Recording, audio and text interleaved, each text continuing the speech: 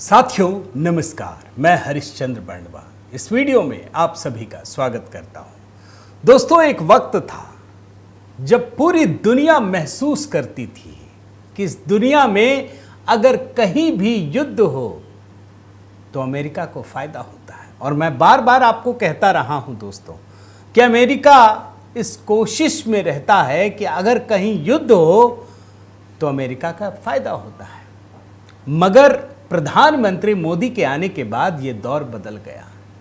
अब तो गजब हो गया दोस्तों, सच मायने में कहिए, जिस विश्व गुरु की अवधारणा लोग सोचते थे हम देख रहे हैं। आपको अभी दिखाता हूं मैं। आज दुनिया में कहीं भी युद्ध हो उसका फायदा मोदी जी के भारत को होता है। आपको लगेगा मैं मोदी जी क्यों जोड़ रहा हूं, उसकी वजह बता देता हूं। पहले नहीं होता था, पहले तो नुकसान ही होता था। और इस नुकसान में दोस्तों आपको पूरी की पूरी कुंडली भी देखनी पड़ेगी। नेहरू से लेकर के, इंदिरा गांधी से लेकर के आज प्रधानमंत्री मोदी तक। और जो नेहरू और इंदिरा ने परंपरा छोड़ी ना, वही कांग्रेस आज भी कर रही है। सिर्फ और सिर्फ भारत का नुकसान, उसकी पूरी की पूरी पॉलिसी। ऐसा नहीं कि वो भारत के खिलाफ है कांग्रेसी, बल्कि वो तुष्टीकरण में इतने अंधे हो चुके हैं कि वो इस बात को देखते ही नहीं है कि इससे भारत का फायदा होता है या नुकसान होता है। ये कहानी है दोस्तों। और आज मैं आपको दिखाने जा रहा हूं कि आज जब ईरान और इजराइल एक बहुत बड़े युद्ध की ओर बढ़ रहे हैं, और बड़ा युद्ध दोस्तों, अभी तो आप देख ही रहे हैं कि चारों तरफ बड़े बड़े मिसाइल दागे जा रहे हैं। चाहे तेल अवीव हो या तेहरान हो, दोनों तरफ आग की ऊंची ऊंची लपटें दिख रही हैं, विध्वंस। मैं तो जब सोशल मीडिया पर वीडियो देखता हूं ना दोस्तों, तो बड़े अचरज में पड़ जाता हूं। आज बाहर निकलते हैं तो इतनी भयंकर गर्मी, भैया वहां इतना मतलब प्रहार, इतना महाविनाश की ओर ये दोनों देश बढ़ रहे हैं। लेकिन इस परिस्थिति में भी भारत को फायदे हो रहे हैं। ये है असली कहानी। अमेरिका को क्या फायदा होगा मैं तो नहीं बता सकता, लेकिन मैं आज आपको दिखाने जा रहा हूं कि ईरान इजराइल युद्ध में भारत को किस प्रकार से 9 बड़े फायदे हो रहे हैं। और इतना ही नहीं, आपको नेहरू और इंदिरा गांधी की कुंडली भी दिखाऊंगा। वो कुंडली देखना भी जरूरी है। तो आज का वीडियो बड़ा दिलचस्प है दोस्तों। एक नई कहानी आपके सामने डिकोड करने जा रहा हूं। मैं निवेदन करता हूं कि ये वीडियो आखिरी तक देखिएगा। गिन गिन करके आपको पूरी कहानी दिखाता हूं। और साथ ही आपसे निवेदन करता हूं कि HB मेलोडी, वहां दोस्तों पिता को लेकर जो गीत मैंने अपलोड किया है, उसमें आपके ढेरों प्यार और स्नेह मिल रहे हैं। लेकिन दोस्तों मैं निवेदन करता हूं कि इसे अधिक से अधिक लोगों तक पहुंचाइए। चंद हजार लोग देख पाए हैं अभी तक, लोगों तक शायद पहुंच नहीं पा रहा। शायद क्या मजबूरी है मुझे नहीं पता, लेकिन मैं निवेदन करता हूं कि पिता वाला जो गीत है उसको ज़्यादा से ज़्यादा लोगों तक पहुंचाइए। वहां कमेंट कीजिए, लाइक कीजिए, ताकि हमारा भी प्रोत्साहन हो दोस्तों। आइए शुरुआत करते हैं। ईरान इजराइल युद्ध में भारत को किस प्रकार से 9 बड़े फायदे हुए, उससे पहले 2 विंडो में कुछ चीजें आपको दिखाता हूं। आपको मजा आएगा दोस्तों, बड़े गौर से देखिए। 2 विंडो, ये कांग्रेस के पाप आपको दिखेंगे, नेहरू इंदिरा की कुंडली दिखेगी। आप जानते हैं इजराइल और फिलिस्तीन युद्ध, जब फिलिस्तीन पहली बार कोई देश बना तो उसको मान्यता देने वालों में भारत पहले देशों में था। जिन देशों ने सबसे पहले मान्यता दी उसमें भारत अग्रणी था। 18 नवंबर 1988 को यह कहानी है।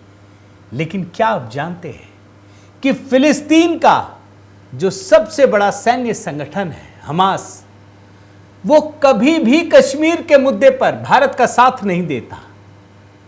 वो सिर्फ और सिर्फ पाकिस्तान का साथ देता है, भारत के खिलाफ नैरेटिव खड़े करता है, लश्कर के साथ खड़ा होता है, आतंकवादियों के साथ खड़ा होता है। ये 2 विंडो में दिखा रहा हूं कि भारत फिलिस्तीन उछल उछल करके इजराइल के खिलाफ जाकर के, ये नेहरू इंदिरा की कहानी बता रहा हूं, इजराइल के खिलाफ फिलिस्तीन का समर्थन करता है और फिलिस्तीन का सबसे बड़ा संगठन भारत के खिलाफ खड़ा होता है। एक और 2 विंडो। आज भी वही रोग कांग्रेसियों को है। आप जानते हैं ईरान और इजराइल के युद्ध में दोस्तों कांग्रेस पार्टी राहुल गांधी का गुरु जयराम रमेश इजराइल की आलोचना कर रहा है। आप देख लीजिए, लंबा चौड़ा ट्वीट। और ये वो इजराइल है, आप नीचे का आर्टिकल पढ़िए दूसरा बगल में, नेहरू हो या इंदिरा, जब भी भारत मुसीबत में पड़ा इजराइल सबसे पहले मदद के लिए सामने आया, लेकिन नेहरू हो या इंदिरा हमेशा इजराइल का विरोध किया। यह है डबल स्टैंडर्ड, जिसको दोगलापन भी कहते हैं दोस्तों। आज भी इजराइल के विरोध में वो इजराइल जो भारत का सदैव हितैषी रहा है, बिना मांगे मदद के लिए आगे खड़ा हो जाता रहा है, ये डबल स्टैंडर्ड है। 1962 का भी जब युद्ध हुआ था ना दोस्तों, नेहरू घिघिया रहे थे, हार रहे थे, इजराइल सामने आ गया, ठीक है मदद करेंगे हम, क्या चाहिए। पता है नेहरू जी की बेशर्मी देखिए, पता है क्या कहा, इजराइल से मांगा भीख कि दे दो मदद, लेकिन अपना झंडा मत लगाना, नहीं तो हमारे यहां के मुस्लिम नाराज हो जाएंगे, ये कहा था। डबल स्टैंडर्ड दिखा रहा हूं। खैर छोड़िए आप इन चीजों को, आइए आपको दिखाते हैं ईरान और इजराइल युद्ध में भारत को कितना बड़ा फायदा है। अब जानते हैं ना दोस्तों, पहला फायदा गिनती के दिखा रहा हूं, आप गिनते चले जाइएगा, बहुत संक्षिप्त में बताने जा रहा हूं आपको। ये देखिए, land borders open. Iran Israel युद्ध में आप जानते हैं भारतीय बड़ी संख्या में ईरान में फंसे हुए हैं, युद्ध चल रहा है, एयर स्पेस बंद कर दिया गया, दोनों एक दूसरे के खिलाफ ताबड़तोड़ बमबारी कर रहे हैं, मिसाइलें दाग रहे हैं।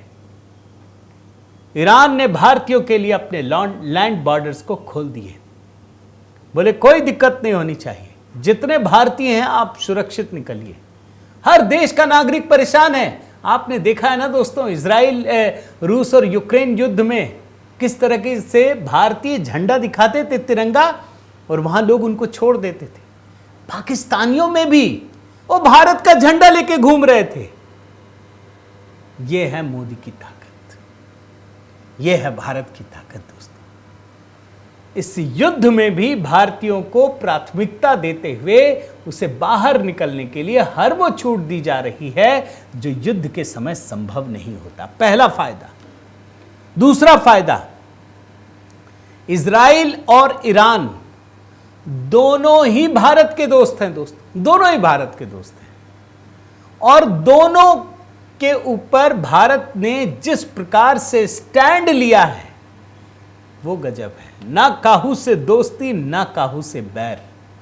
मतलब आप सोचिए, प्रधानमंत्री मोदी ने एक्स में ट्वीट किया, क्या लिखा जानते हैं? प्रधानमंत्री नेतन्याहू से फोन पर बात हुई, उन्होंने वर्तमान हालात की जानकारी दी, मैंने भारत की चिंता जताई और क्षेत्र में जल्द शांति और स्थिरता की आवश्यकता पर जोर दिया।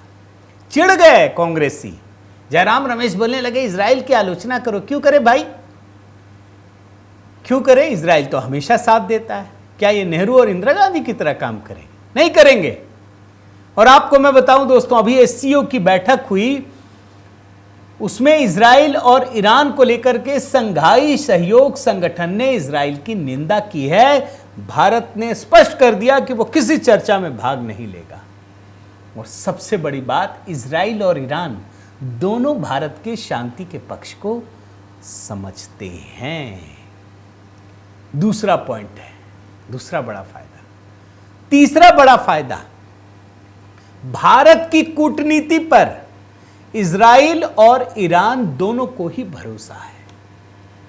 आज के दिन में किसी का विश्वास जीतना दोस्तों सबसे बड़ी बात है। हर देश ये समझता है, उसके नागरिक समझते हैं कि ये युद्ध भड़का रहा है। ट्रंप जो है, ये ट्रंप युद्ध भड़का रहे हैं, ये शांति नहीं दे रहे हैं। कोई देश नहीं चाहता कि सामने वाला शांति से रहे, सुख चैन से काम करे, आगे बढ़े, कोई नहीं चाहता। और इस युद्ध में इजराइल हो या ईरान, दोनों को ही भरोसा है। और मैंने आपको तब भी कहा था दोस्तों, रूस और यूक्रेन दोनों से भारत के प्रधानमंत्री की बातचीत होती है। कहीं भी युद्ध, इजराइल और फिलिस्तीन दोनों से भारत की दोस्ती। यहां पर भी इजराइल हो या ईरान, दोनों के विदेश मंत्रियों से हमारे विदेश मंत्री ने बात की। आज पूरी दुनिया दो खेमों में बट गई है, या तो वो इजराइल की तरफ है या ईरान की तरफ, जिसका भी नाम ले लीजिए। इधर अमेरिका, उधर रूस है, इधर यूरोप है, इधर चीन है। पूरी दुनिया बट गई है। कोई नहीं, कोई नाटो का भी देश हो तो इधर जुड़ गया, उधर का इधर जुड़ गया, सब इधर उधर गड्ढमड वाली स्थिति हो गई। भारत किसी के साथ नहीं है। भारत शांति के साथ है। जो शांति का पक्षधर है, भारत उसी के साथ है। और प्रधानमंत्री मोदी बड़ी बात कहते हैं दोस्तों कि हम गुट निरपेक्ष नहीं है, हम गुट सापेक्ष हैं, हम शांति के पक्षधर हैं। ये तीसरा बड़ा फायदा। चौथा, इजराइल और ईरान में युद्ध हो रहा है ना, पाकिस्तान फंस गया। अब ये तो गजब की कहानी है दोस्तों। भारत के लिए इतना बड़ा फायदा है, ये आप सोच नहीं सकते। और उसकी वजह मैं आपको बताता हूं।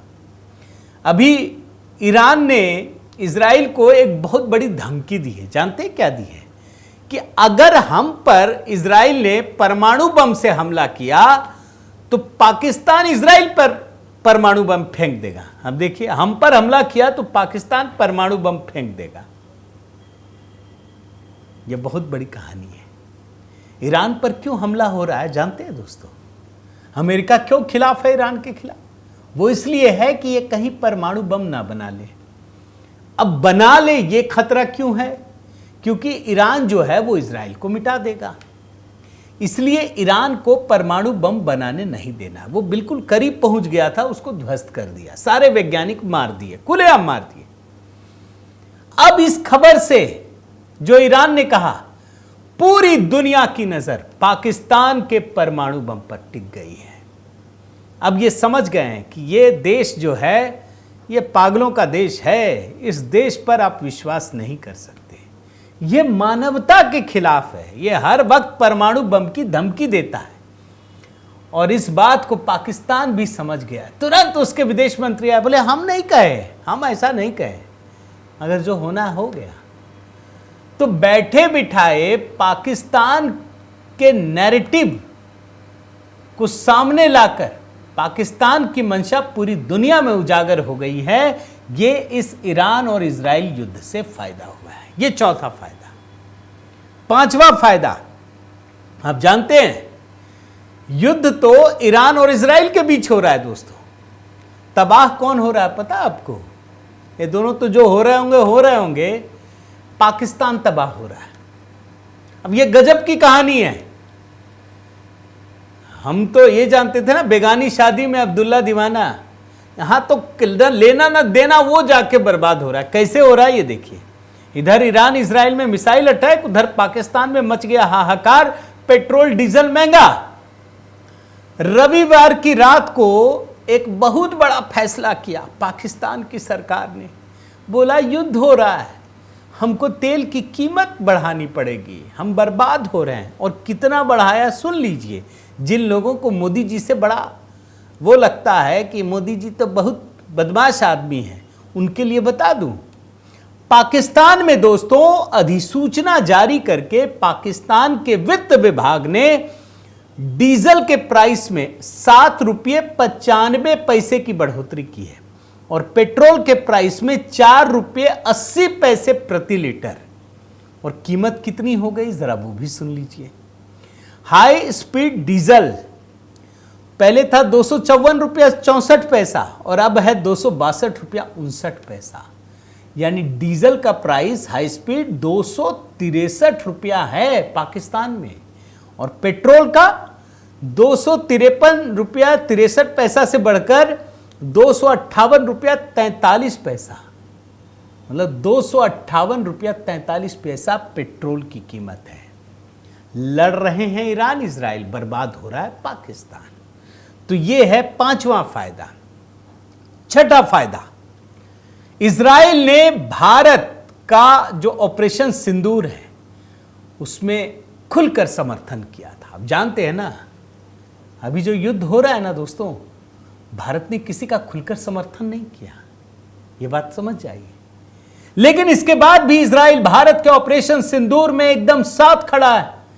ये लड़ाई आतंकवाद के खिलाफ है, वो भी कह रहा है, भारत भी कहता है। और ये अपने आप में इतनी बड़ी कहानी है दोस्तों। मैं आपको बता दूं, नेहरू ने कहा था कि आप हथियार भेजिए, अपना झंडा मत लगाइएगा। इजराइल ने कहा बेवकूफ समझते हो क्या, हम नहीं भेजेंगे, एक तो मदद भी करें और तुम हमको कह रहे हो झंडा मत लगाइएगा। आज भारत ने इजराइल का खुलकर समर्थन नहीं किया। इजराइल इस बात को समझता है, वो आज भी ऑपरेशन सिंदूर पर भारत के साथ खड़ा है। सातवीं कहानी, सातवां फायदा, आप जानते हैं ईरान ने चीन और पाकिस्तान का साथ देने से इनकार किया है।